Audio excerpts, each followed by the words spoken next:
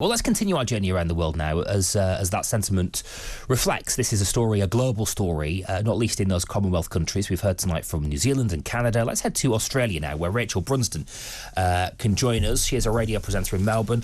Rachel, we should because if you're watching us on Talk TV tonight, you may see the setting behind Rachel is a hospital. Just to reassure people, Rachel, that you are okay, aren't you, in hospital this evening? I'm fine. There's a lot of paraphernalia, but I'm fine, and I'm hopefully going home this afternoon. So we'll just see for a bit more rest and a bit more relaxation. I think I've been working too hard, Darryl. That's the trouble. Okay, well, and you continue to work whilst in hospital, Rachel. Well, it never stops. Absolutely, and I guess actually, in many senses, sort of, I guess, embodying what we're talking about tonight, and that's a sense of duty and Her Majesty the Queen's work ethic as well. Take us into the coverage in Australia, Rachel, in the last sort of 12 hours or so since that news broke. The coverage for me began because in hospital you are woken up at all sorts of strange hours with people measuring blood pressure, etc. So when that happens to me, I flick on the television and see what's up, and that's how the news came to me. It must have been about 4 o'clock this morning, and I honestly it was a strange feeling because we'd all seen that picture of her 2 days prior, and she looked pretty spry. Considering she looked frail, but she looked well and happy. And 48 hours later, she's left us, and it was a really strange feeling that I had. But I was straight away. I don't know why, but I was reminded of a story that she told. She got on a Zoom call with some Australians of the Year earlier in the year, and Australian of the Year is a really big deal, and it's something bestowed on remarkable Australians by her in particular, and it's a big honour here, and we always look forward to finding out who those recipients are going to be, and then she makes a point of calling these people. So Zoom calls are the new thing, and she seemed to have embraced Zoom calls, which I thought was very cool. So she got on the Zoom call, and she said, "I remember when I visited the new Parliament House." And that was back in the 80s. And she said there was a funny little pond in the middle. And I've always wondered to this day, how many people have fallen in it? And I thought, this woman is the greatest woman on the face of the planet. That's what I want to know too. It was just, she would always come up with the best. And like, she has to make small talk, but imagine the years of small talk she's made and how many things she'd had to repeat over and over. When she told this story about the pond, I just thought, you're the best woman on the planet, and this is why we love you so much. And I remember thinking this morning, I was thinking, life means death, and love means pain. And unfortunately, she's seen so much of it. And I think she never fully recovered from Prince Philip passing. And the circumstance under which that happened, when she had to sit all by herself in that chapel, was just some of the most heart-wrenching vision I've ever watched. And now, if whatever your philosophical, theological bent is, they can be together now, and that's really nice. And I think in terms of the monarchy going forward, I think it's in really good shape. King Charles looks like he's ready for the job. Before I ask you how many people actually fell in that pond, no doubt you researched that, Rachel. I would want to know. I reckon it's a secret, because how embarrassing. But you were straight on the case. You were straight on the case. How do you think King Charles III is going to play for Australian citizens, do you think? Look, we like him. He was a bit on the nose a few years ago, but he was a bit on the nose for everybody. And at one point or other, at least one royal's been on the nose for one reason or another, but we like him. We like the fact that he's a kind of an eco-warrior. We like the fact that he's a progressive guy when it comes to the environment. We like the fact that he's managed to sort of reconcile, and the way he handled himself when Princess Diana passed, and the way he handled his boys when that happened. From then onwards, he's sort of risen to the occasion, and I think he's in really good stead. And let's face it, he has had the best mentor he could ever have had. It just feels, doesn't it, that there's been something of a journey, Rachel, with Charles. We've kind of considered this a little bit tonight. It's been a theme that's come up. Was didn't like the Diana era. Not keen on the way that he handled himself in that. Perhaps very little affection for him around during that period. But over time, as he's grown into his role as Prince Charles and now becomes king, people are perhaps are able to sort of envisage it and see it and respond to it differently. Yeah, I agree. I mean, you're still going to get your people whispering about, oh, it should be William. But, first of all, A, succession doesn't work that way. And B, I don't think he's ready.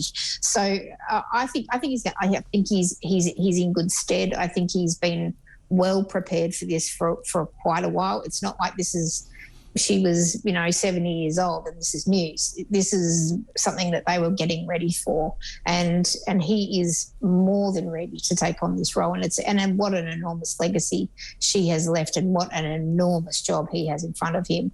But I honestly think he's up to it. And we as Australians think he's terrific. We love him. He's funny. He's smart. He's got a lovely link to Australia when he spent all that time in Tasmania at Timblewood as a teen. So we've got a real kinship with him, and I think we will take him on board as we would anybody. I mean, we're Australians, we like everybody, so it really doesn't matter. But I think he's well positioned to do a terrific job, and what a job. Well, again, you mentioned the environmental concerns, and of course, Australia is in the forefront, leading the world with projects like rewilding, reintroducing native species wiped out because of the stupidity of mainly Europeans who try bringing foxes and rabbits and goodness knows what. And a couple of times in speeches, he's referred directly to that and similar New Zealand programs. So in that way, I suppose those two, the interests of your wonderful continent and his own interest, allied and coincide absolutely.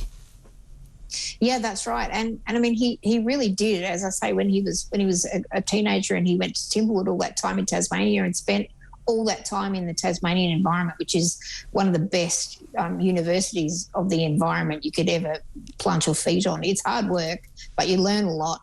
And I think that's where that basis came from. So he has a real affinity with our wildlife and with our particular ecosystems.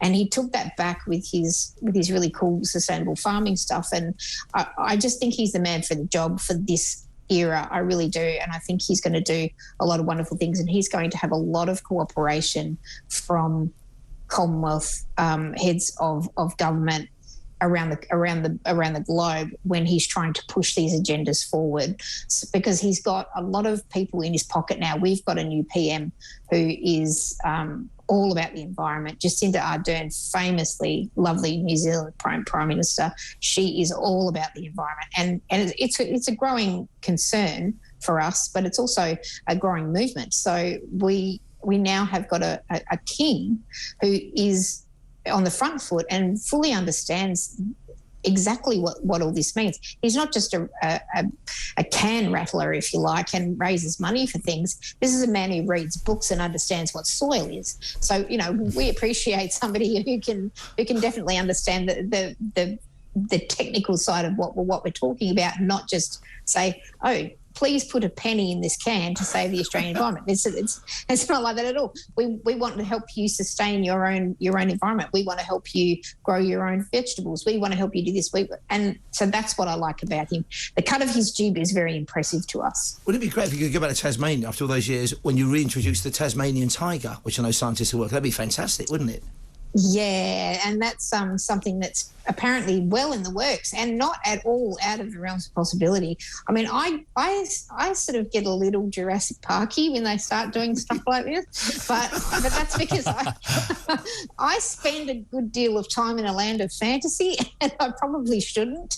But I think if you can reintroduce species that have been extinct, this says something about the future of the planet that you and I might not get to see and enjoy, but that our children's children. I've just got news a few weeks ago that I'm going to be a grandmother. So congratulations. It's changed my perspective straight away on what we're leaving behind. I'm like, oh, hang on a minute, I'm going to have a grandson, and I want him to be able to, breathe air and not wear a PPE mask every time he walks outside. And so these are the things you think about.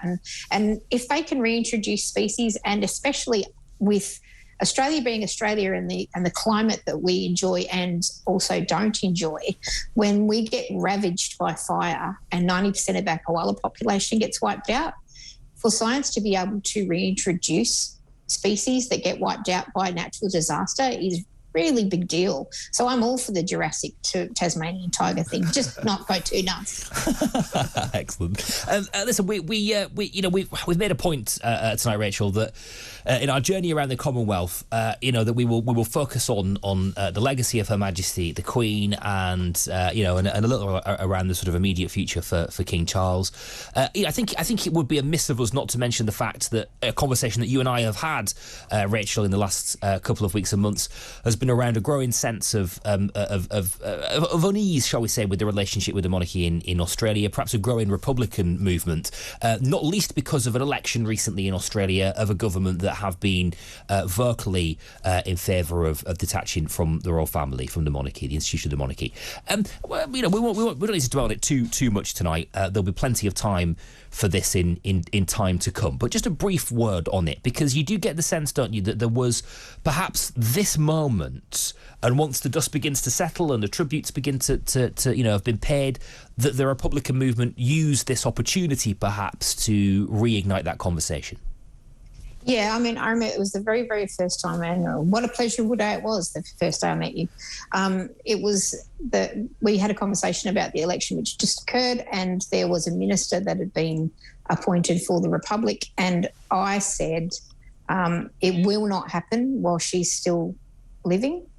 And when she passes, there will be a respectable amount of time before that gets any kind of traction. So it is, I think it still is an inevitability, but we're not going to see it for a while. And I don't think it's a conversation worth having for another 5-10 years.